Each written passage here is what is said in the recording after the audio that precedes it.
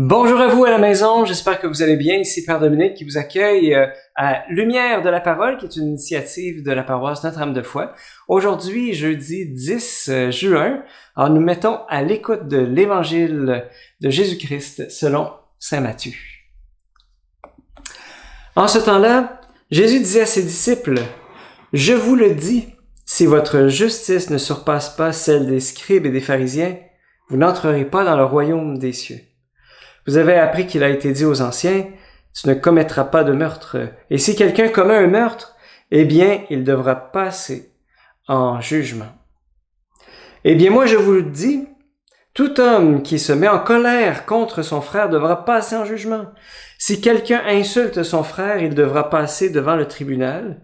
Si quelqu'un le traite de fou, il sera passible de la géhenne de feu.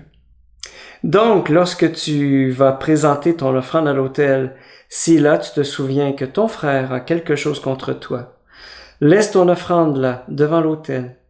Va d'abord te réconcilier avec ton frère, et ensuite viens présenter ton offrande. Mets-toi vite d'accord avec ton adversaire pendant que tu es en chemin avec lui, pour éviter que ton adversaire ne te livre au juge, et le juge au garde, et qu'on ne te jette en prison. Amen, je te le dis, tu n'en sortiras pas avant d'avoir payé jusqu'au dernier sou. Acclamons la parole de Dieu. Louange à toi, Seigneur Jésus. Ah, si votre justice ne surpasse pas celle des scribes et des pharisiens, vous n'entrerez pas dans le royaume de Dieu. Qu'est-ce que ça veut dire? Alors, quand les foules entendaient ça dans la bouche de Jésus, eh bien, ils étaient complètement stupéfaits. Parce que les pharisiens, les scribes, les pharisiens, c'était les champions de la justice. Et c'était eux qui disaient aux autres comment on pouvait vivre la loi de Dieu. Toute leur vie voulait signifier, oui, il est possible de vivre la loi de Dieu, regardez-nous. C'est un peu comme si la loi était le hockey et que les scribes, les pharisiens, eh bien, c'était des joueurs de la Ligue nationale. Donc, dans la bouche de Jésus, quand il dit « si votre justice ne surpasse pas celle des scribes et des pharisiens », c'est comme s'il disait « si vous ne jouez pas mieux que des joueurs de la Ligue nationale, vous n'entrerez pas dans le royaume de Dieu. » Et tout le monde était estomaqué. Et l'on se demandait « mais alors, qui peut entrer dans le royaume de Dieu? » En fait, qui dit loi dit mérite. Et si j'accomplis la loi, à ce moment-là, je mérite une récompense. Si j'ai bien agi selon la loi de Dieu, je mérite d'être félicité par Dieu. Et la grande récompense, c'est l'entrée dans le royaume de Dieu. Mais Jésus veut nous faire passer de la loi à la grâce. Parce qu'en fait, l'entrée dans le royaume de Dieu, eh bien, ne se mérite pas. Il ne se donne que par Dieu. C'est du côté de Dieu que ça se passe. Et c'est lui qui décide qui entre dans le royaume de Dieu. Et c'est complètement gratuit. C'est pas selon les mérites. Voilà. Et donc, c'est ça, passer de la loi à la grâce. Comme on l'a vu cette semaine, accomplir la loi, c'est tout au plus éviter le mal. Mais l'amour seul nous permet d'aller au-delà du ne pas faire le mal pour vraiment aimer notre prochain, prendre sur soi les intérêts de l'autre. Bref, accomplir la justice. Et on peut voir la loi d'amour que Jésus vient instaurer par le premier exemple qu'il prend.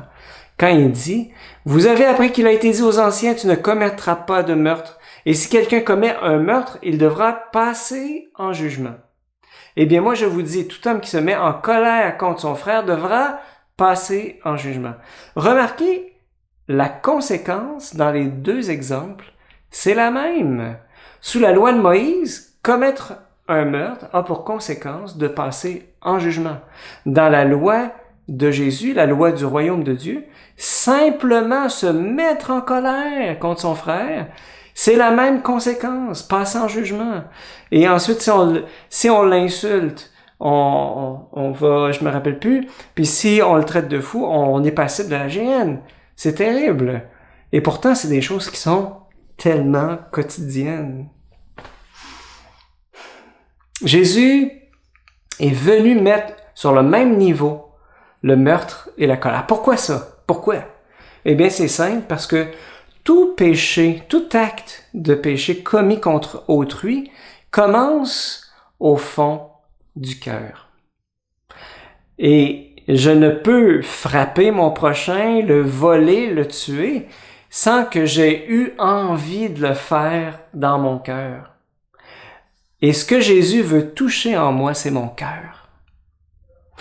Ce que Jésus veut convertir en moi, c'est mon cœur.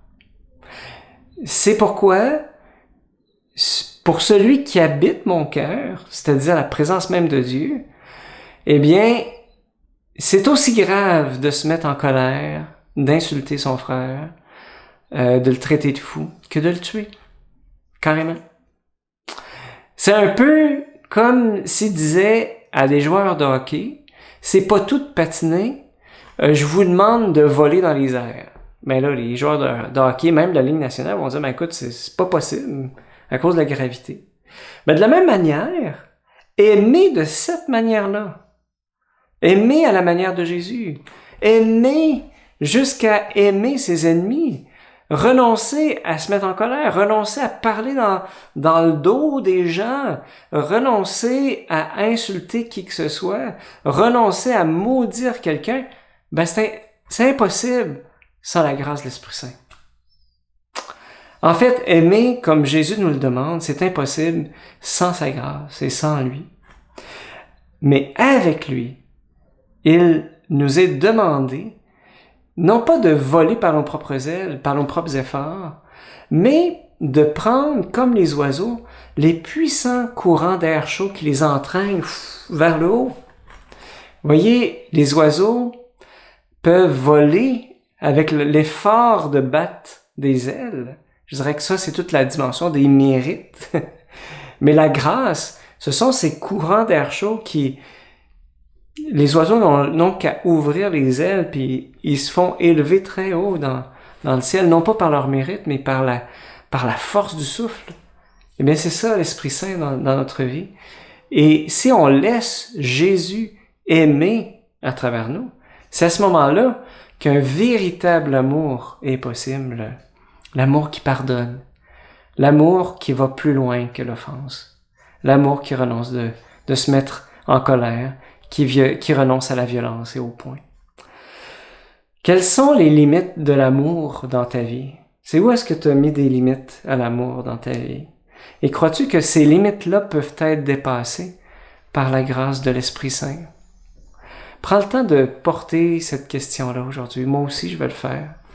Voilà, pour demander vraiment cette grâce de pouvoir aimer comme Jésus nous a aimés. Je demande au Seigneur de te bénir avec toute sa miséricorde au nom du Père, du Fils et du Saint-Esprit. Amen.